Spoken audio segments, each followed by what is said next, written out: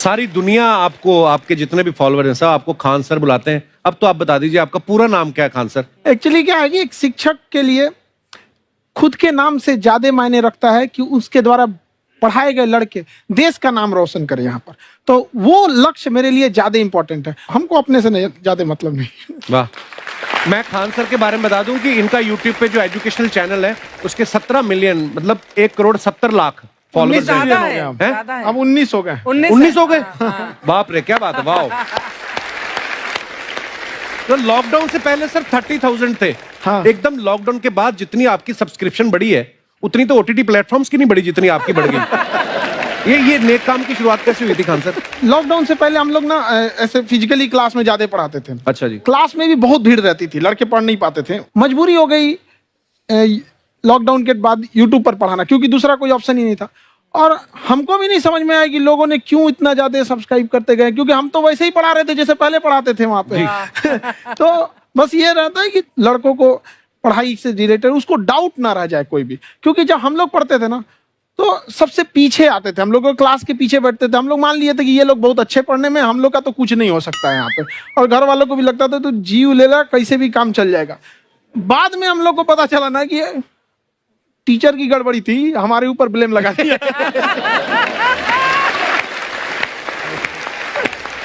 Sir आइए, बहुत बहुत स्वागत है आपका। वाकई एक्चुअली अगर पढ़ाने का तरीका इतना सरल हो, आसान हो, जैसे ना सर मुझे बचपन में ना मुझे हिस्ट्री का पढ़ने का बड़ा मजा आता था।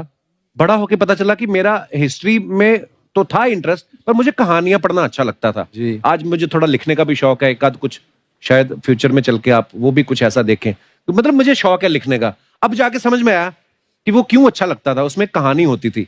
तो ये नहीं हमें पढ़ाया, हमें रट्टा मरवाते थे। तो ये जो आपका ये जो तरीका ये बहुत ही बढ़िया है। काश हमारे समय में भी ऐसा होता, यूट्यूब पे अच्छे अच्छे शिक्षक होते।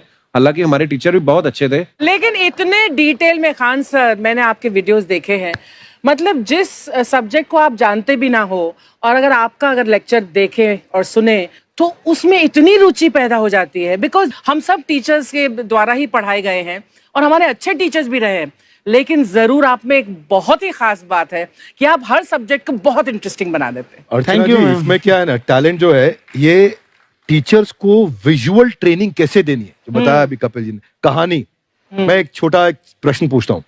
असैसिनेशन की स्पेलिंग किसको मालूम है? लोग बिलीव नहीं करेंगे लेकिन मुझे मालूम है। असैसिनेशन की स्पेलिंग होती है Yes, भाई एस। एस माने गधा, गधे के ऊपर एक और गधा, एक और एस, उसके ऊपर आई मतलब मैं पूरा, और मेरे ऊपर पूरा देश, नेशन। S I nation. तो ASSASSI मैं ये जितना विजुअल कर दें पढ़ाने को, जितना आसान कर दें। वो याद नहीं होता था रेडियो किसने बनाया, बोला रेडियो चल नहीं रहा, इसको मार थप्पड़ मार, कोनी मार, कोनी मार, कोनी मार, कोनी ने बनाया। याद हो गया, मार कोनी ने बनाया। जितना विजुअल कर दो। जैसे आपने कहा कि कैसे किसी चीज को इतना अच्छा समझा देते हैं, वो आधे घंटे के क्लास के लिए पीछे 1 हफ्ते का मेहनत होता है। मैं ये भी पूछने वाली थी कि कितनी मेहनत लगती है आपको। वो डिपेंड करता है कि हम कब तक सेटिस्फाई नहीं हो जाते। अच्छा। कभी कभी तो कोई चीजें 2-2 महीने से अटकी हुई है, जब तक हम नहीं सेटिस्फाई होते, नहीं इसको ऐसे नहीं, अब लड़के समझो तब तक नहीं बताते उसे। वाह। कहते हैं ना, दुनिया ने मेरी बुलंदियां देखी, किसी ने पाँव के छाले नहीं देखे। क्या है ना कि हम लोग अपने स्टूडेंट लाइफ में इतना पीछे थे ना, कभी कभी अपने आप को से डर लगने लगता था, या हम कहाँ आ गए, हमारा कुछ हो सकता है कि नहीं हो सकता है यहाँ पे। तो लेकिन ना कुछ सीखने का बड़ा शौक था। हाँ। तो जैसे एक फिल्म बनाने से पहले डायरेक्टर कितने महीने की प्रैक्टिस करता है, 2 साल की मेहनत के बाद एक 3 घंटे की फिल्म बनाना पड़ता है। Correct, correct. उस तरह से थोड़ा काफी मेहनत करना पड़ता है पीछे से, तब जाके समझ में आता है। और धीरे धीरे एक्सपीरियंस होने से थोड़ा समझ में आ जाता है कि क्या, कहाँ पे कौन सा चीज डाउट आएगा वहां पे। और आपसे पढ़ाई करने का ये भी फायदा है कि ये पीट नहीं सकते ना यूट्यूब चैनल से, अंदर से निकल के थप्पड़ भी नहीं मार सकते।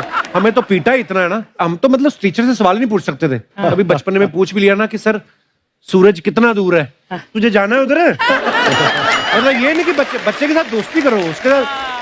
आजकल माहौल बहुत बदल गया है। Yes, yes. अब तो बच्चों की पिटाई भी नहीं होती, हमारे खैर, टाइम बड़ी हमारे पिटाई भी- होती थी। हम भी कहते हैं हमसे भी लड़के नहीं पूछते हैं, क्योंकि उन्हें पूछने की नौबत ही नहीं आती है। अच्छा। क्लियर हो जाता है ऐसे ही। वाह, क्या बात है। मैंने देखा है सर आपके फॉलोअर्स में रवीना टंडन भी है एक। तो जब आप आए, कितनी मुस्कुराहट आई खान साहब आपके। तो जब कभी आप कोई नया वीडियो डालते हैं तो आप उनको पर्सनली मैसेज करते हैं कि किसी चीज पे डाउट हो तो कॉल मी एनी टाइम, ऐसा करते हैं आप। अच्छा, विवेक सर के बारे में हमने सुना है कि किसी को बिजनेस रिलेटेड प्रॉब्लम हो तो ये 5 सेकंड के अंदर जवाब दे देते हैं। जब भाभी जी आपको तैयार होने के बाद पूछती मैं कैसी लग रही हूँ, 5 सेकंड में जवाब दे पाते हैं आप? देखिए, इसमें तो सभी लोग पीड़ित हैं और हर जगह, हर घर में ये जरूर सुना होगा सबने कि बच्चों के चक्कर में तुम्हारे साथ रह रही है, वरना तुमको तो कब का छोड़ के चली गई होती। ये बड़ी कॉमन बात है। So right. परमीत सर बोलते हैं आपको ऐसा? आप तो कभी नहीं बोलती होंगी। इनका उल्टा है, इनका एटीट्यूड पति वाला है वैसे, तो इसलिए। क्या प्रॉब्लम है? नहीं, कोई औरतों को प्रॉब्लम मतलब मर्दों से कम बिल्कुल मत समझो। नहीं, ठीक है, पर ऐसे मुक्के वगैरह नहीं मारने चाहिए आपको।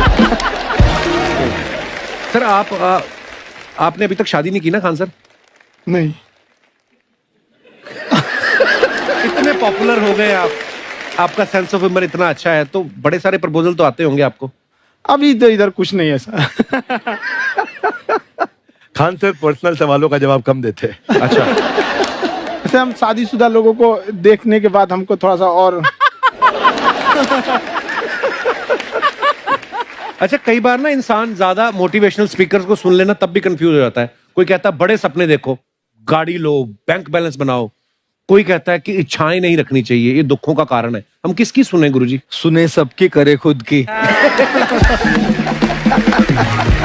जो दिल से निकले। दिल से निकले, क्योंकि जो सुनते हैं हम कई बार सुनते हैं और उसको खुद की प्रोसेसिंग करते ही नहीं है, और जब दूसरों की बातें सुनकर बिना प्रोसेस करके फॉलो करने लगते, उसी को तो हम अंधश्रद्धा कहते हैं। बिल्कुल। उसको प्रोसेस करे, अपने दिल से जो रेजोनेट होता है उसको सोचे और फिर करें।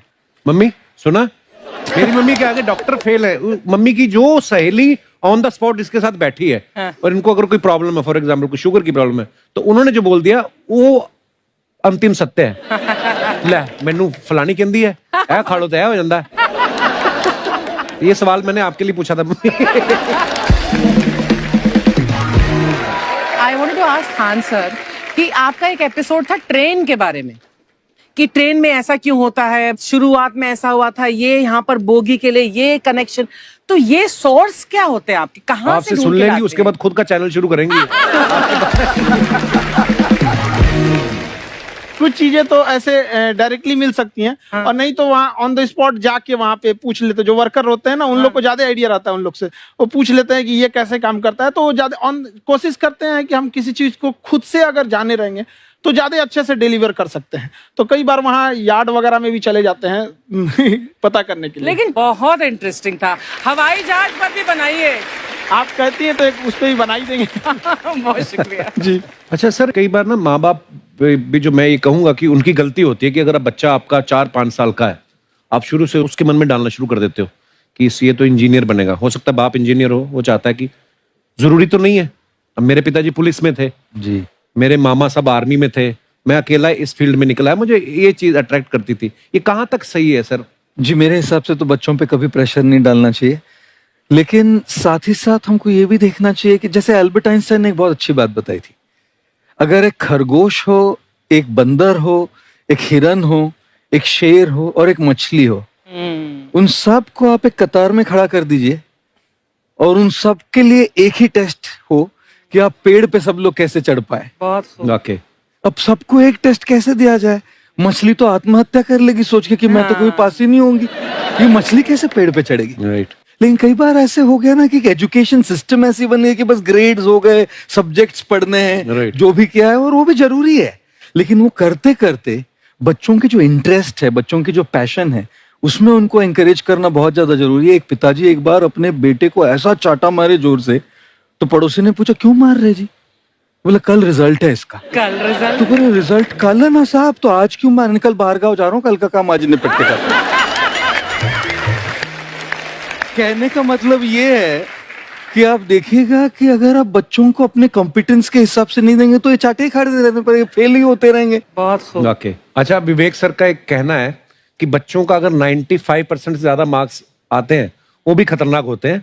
75 से 85% वाले जो बच्चे होते हैं लाइफ में बड़ा अच्छा करते हैं। अच्छा। कभी किसी पेरेंट्स ने आगे कहा है कि आपकी वजह से मेरा 95% वाला बच्चा 75 पे आ गया?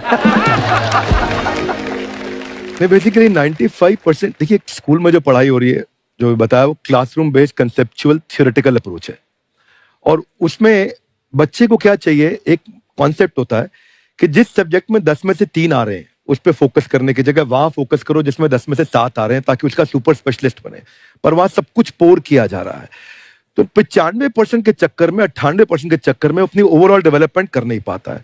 और ये पुराने पैटर्न्स के कारण हमारे यहाँ बच्चे डेवलप नहीं हो रहे हैं, और पैटर्न्स इतने मजबूत हैं। तो मैं ये लोगों को बोलता हूं कि बच्चे को जो उसको आता है, जो उसको भाता है, जो बाजार चाहता है, जब इनका कॉम्बिनेशन बन जाता है तो बच्चा इतना सफल हो जाता है कि उसके मुकाबले कोई और खड़ा नहीं हो पाता। क्या बात है, बहुत अच्छी बात। मैं देखो, ये पुराने बिलीफ तोड़ने जरूरी हैं। आप जानते हैं